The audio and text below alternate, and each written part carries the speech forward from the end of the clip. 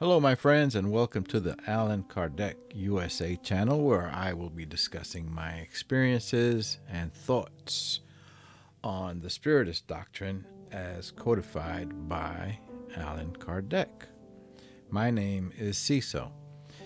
Today, we will be discussing a very serious topic. I want to tell you what a lot of people, including me, really don't know. And it's possible that we will never know, that nobody will ever know while living on this world. We may have just a slight concept about it, but I'm going to do my best to answer the question, what is God? Now, keep in mind that I am saying, what is God? Or I am asking, what is God? Not who is God.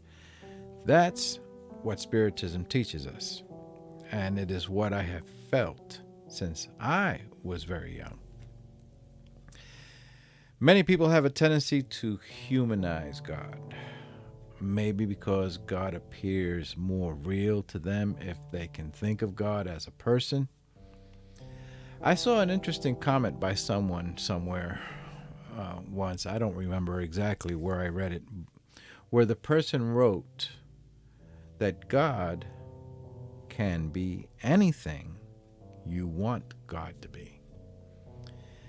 And if that's what makes you feel better and strengthens your belief in a creator, that is fine too. But before I continue with that question, what is God? I want to lead into it with a change that was made with the translation of Allan Kardec's work called The Spirit's Book.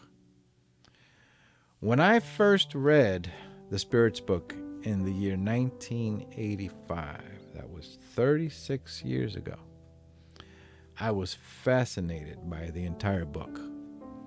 But there were parts of it that did bother me a bit. I am speaking of the edition referred to now as the Anna Blackwell version. Anna Blackwell translated Allan Kardec's book to English soon after the book was written in the year 1857. And that same version continued to be published for about 150 years. To the time when I eventually obtained this book in 1985, and I still have it.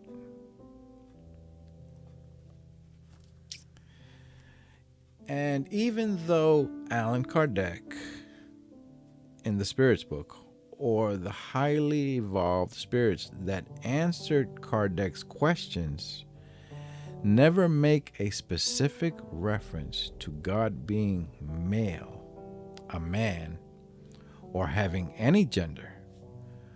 When I read the book, there were numerous usage of the personal pronoun he, or him, or the possessive determiner his, in sentences all throughout the book when speaking of God.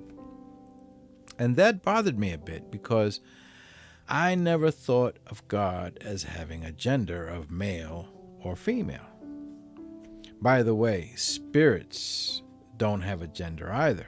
Oh, one may believe that spirits must have a gender because that was once your brother or your father or your son or a friend. But remember that spirits incarnate on earth many times. And there were many times that the spirit incarnated as a male and many times as a female.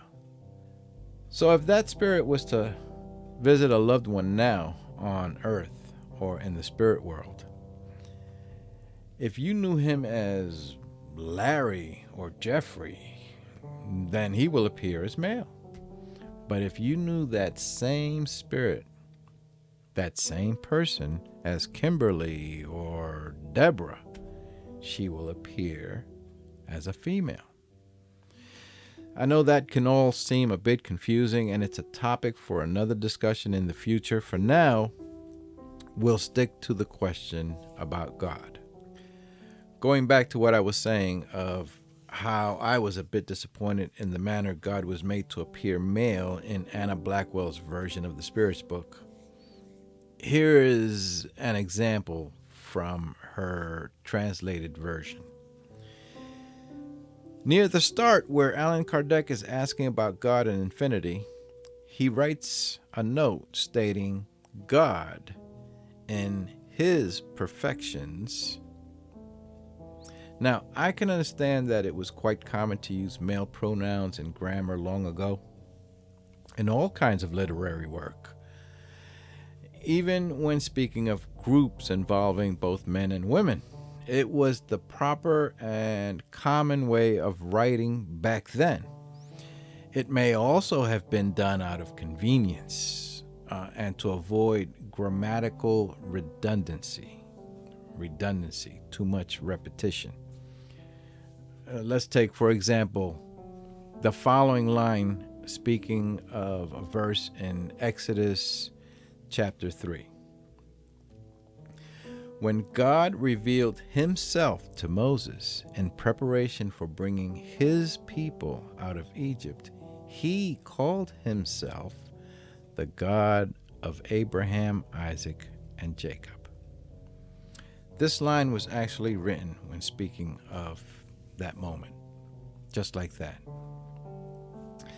Now, if we try to change that by taking out the pronouns, it might look something like this.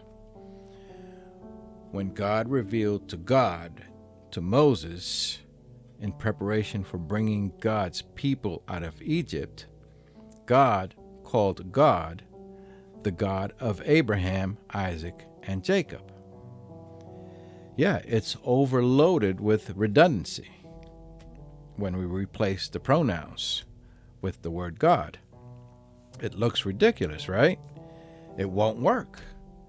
So the challenge is to remove the redundancy and create something that looks and sounds better, while not changing the concept of what is being said. When God was revealed to Moses in preparation for bringing the Lord's people out of Egypt, God wanted to be known as the God of Abraham, Isaac, and Jacob. Because God cannot be personalized or humanized, all indications of gender is removed.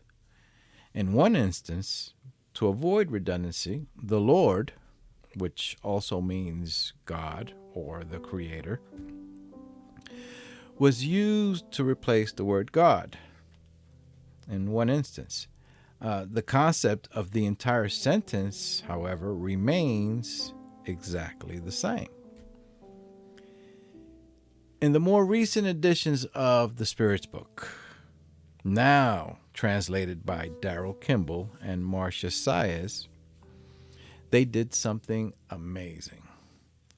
They created a gender-neutral translation of Allan Kardec's work, which is more in line with our current understanding of what exactly was being written by Allan Kardec. Personally, I was thrilled, and it's the only versions that I now read. In the translator's preface, he spoke of that change. Apart from the challenge of translating from one language into another and overcoming the structural differences between the two languages, there were other challenges involving the time period differential, the writings of that time and how we speak and write today. The first and greatest of these challenges was the problem of gender-neutral language. When referring to individuals, we addressed the problem by using plural pronouns as much as possible, rather than the singular pronoun combinations he or she, him or her, his or her.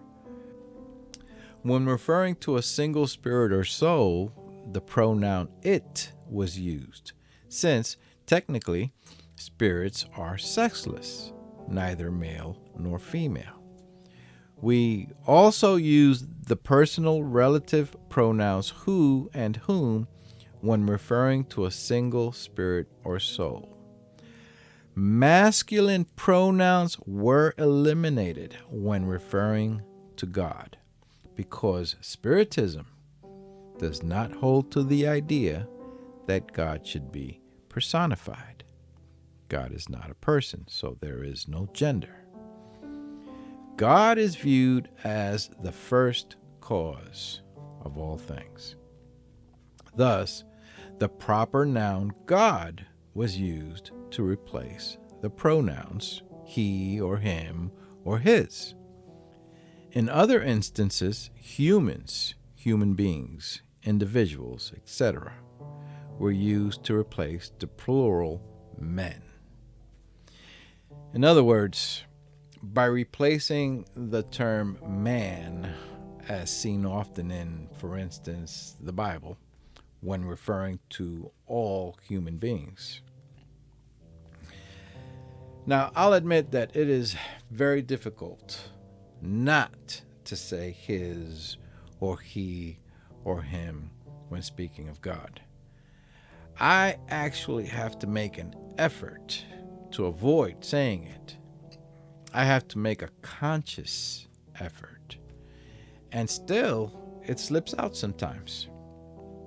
Because we are so used to saying it all our lives when speaking about God. It has become so customary. At this point, I might think of it as a kind of a bad habit that I'm trying to break. And all other Spiritists should too, since they believe in their hearts that God is not a human man. I watch many videos made by other Spiritists here on YouTube or on Facebook, and many of them still say it a lot. Now, I don't know if they even realize it, because when you ask that person that made the video, is God male? He or she will tell you that God has no gender. So I then want to ask that person, then why do you keep saying he or him when talking about God? But I understand. Like I said, we are so accustomed to doing that it is very difficult to stop. I may have done it myself in some of the videos that I have uploaded here. In the New Testament of the Bible, many times Jesus referred to God as Father. Now, we all know that mothers are women and fathers are men, so you know what I'm getting at here. Many religions today will still use the term our Father, once again referring to God as if being male. In the book of John, chapter 14, verse 2, Jesus said, "In my Father's house there are many dwelling places." In other versions of the Bible, it's written that Jesus had said, "In my Father's house are many mansions," depending on which version of the Bible you read it. Now, a Spiritist would probably interpret this as, regarding that scripture, Father's house could mean heaven. Spiritists would think of it as the spirit world, or possibly the universe. In God's universe, there are many worlds. Jesus may have been speaking of other worlds populated by incarnated beings similar to us humans, or he may be speaking of spirits on those other worlds. Spiritism teaches us of the law of progress for our souls. As we learn to become better spirits morally, we progress and incarnate to better, more advanced, higher worlds. It's kind of like being in school and going from one grade to the next. The spirit is educating himself, or the spirit is educating itself. Our movement from this world to a better world, and then to a world even better, is all part of God's plan. But that all deals with reincarnation, which is a topic for another day. For now, I am discussing Jesus' use of the word Father. Yes, Jesus referred to God as Father many times, but that doesn't mean he thought of God as male or as having a gender. Some religions refer to God as a mother. In Hinduism, the Shakti tradition thinks of God as a female. Other Bhakti traditions of Hinduism have both male and female gods. This then brings us to the question, so what does God look like? So we can know if God is male or not. All right, in the Old Testament of the Bible, we see the following at Genesis chapter 1, verse 26. And God said, let us make man in our image, after our likeness. Now, before I continue, I would like to remind you of how I spoke in depth on the Bible in my first YouTube video here on this channel. The Bible does not forbid contacting the dead. That was the name that I gave to that video. I would like to invite you to please watch that video. I spoke of how the Christian Bible, including the Old Testament, spoke mostly in metaphors and parables. Almost nothing in the Bible is written in literal terms. One must know exactly how people spoke and thought thousands of years ago to truly understand what was being said. Remember also that I said in that first video that I made for this channel, I spoke about how the Old Testament was written in Hebrew, not in English. It was translated from Hebrew to English. And in the Hebrew language, almost every word has multiple meanings. Many words in the Hebrew language have 3, 4, 5 different meanings. So first of all, when God said, let us, or in our image, who else was God speaking of? Who is us? It almost sounds like there was more than one God. I saw where a Hebrew man once explained that in their language, plurality, more than one, is often used to strengthen the concept of an almighty creator. So it's just a language slang kind of thing to say us, even though the creator is just one God. Obviously, we all know that man means all human beings.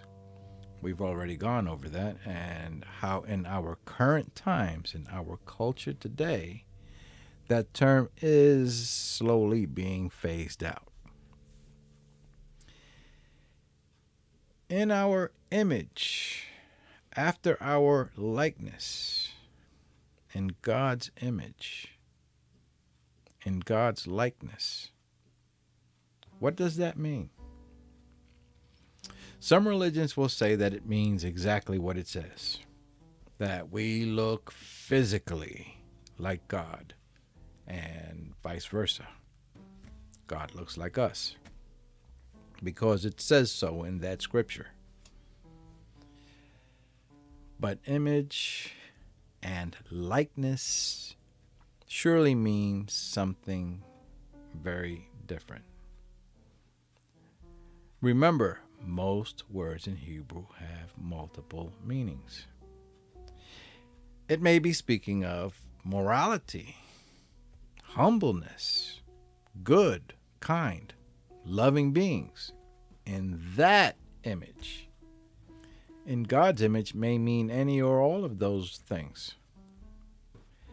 To think that God looks like a man with a face and a body, organs, arms and legs, and hair on the body, somewhere up in space, doesn't really make sense, does it? Why would God need to look like that? Let's see how the highly evolved spirit answered when Allan Kardec posed the question, what is God?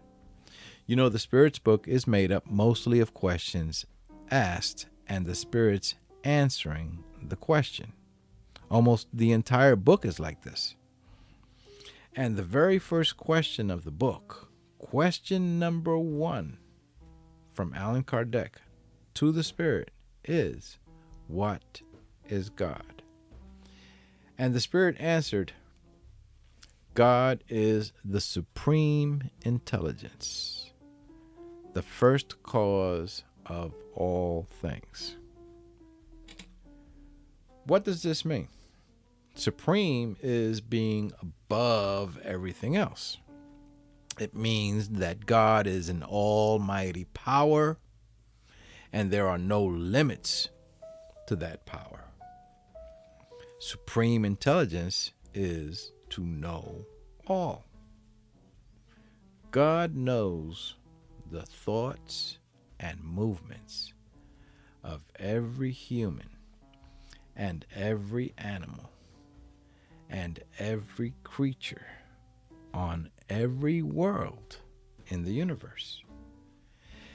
And God knows this every second of every day. That is supreme intelligence. God is the first cause of all things. This means there was nothing before God. God existed before the universe was created. And if God was the first cause, then God created the universe. In question number 2, Allan Kardec asks, what is meant by the infinite? The Spirit answered, that which has neither beginning nor end, the unknown. All which is unknown is infinite. Now, infinite is having no limit, something that has no start and no end. Something that was always there and will always be there. Something that our minds cannot measure or calculate. Obviously, we are speaking of God here. In question number 3, Kardec asks, could we say that God is the infinite? And the Spirit responds, that would be an incomplete definition. Human speech is too impoverished and insufficient to define that which transcends human intelligence. In other words, humans on our low level of spiritual evolution on this world we call Earth, which another day I will explain how it is one of the lowest in degree of spiritual development, do not have the ability to comprehend or the ability to understand how or why God is infinite. Not even spirits in the spirit world know, because they have not purified themselves to the point of comprehending it. Some religions would like to believe that they can explain it, but in the end, they are not able to do so accurately. It's not possible. In the final question that I will go over with you, question number 4, Kardec asks, where may we find proof for the existence of God? The Spirit replies, in an axiom, the generally accepted fact, that you apply to all your sciences. There is no effect without a cause. If you would search for the cause of whatever is not the work of human beings, then reason will answer your question. At this point, Allan Kardec adds a note of his own, stating, to believe in God, we need only to behold the works of creation. The universe exists, therefore, it must have a cause. To doubt God's existence would be to deny that every effect has a cause and to believe that something could have resulted from nothing. Think of the concept of cause and effect, something Kardec refers to on several occasions in his books. When you flip a light switch, a light bulb turns on. Flipping the switch is the cause. The light bulb turning on is the effect of something that caused it to turn on. That's cause and effect. Look around you. Everything you see on land, all the effects that were not created by human hands. Animals, trees, the sea. Look up in the sky at the sun, the moon, planets, stars. Look at all the effects of something that caused it to be there. God is the creator or the cause of all that. What is God? The simplest explanation one can give is that God is everything you see all around you. Everything you hear and feel. God is everything you see and hear and feel in your soul. Because God is the creator of all that. Now, one might ask, well, if God is so almighty and just and good, why is there so much evil allowed in this world? Why does he allow sickness and disease? Why does God allow horrible things to happen to children? Remember that we reside in one of the lowest worlds in the universe. Spiritism teaches us this. And there is a reason why we are here. We must endure the process of purification of the soul, of our spirit. We must go through trials of suffering and pain. It's all part of God's plan. As we become purified, we may reincarnate later as beings on other, more highly evolved worlds where there is less suffering. Remember, Jesus said, in God's universe, there are many worlds. But yes, unfortunately, we reside in one of the lowest of those worlds as far as spiritual development and purification of our souls. If incarnated beings on those other worlds,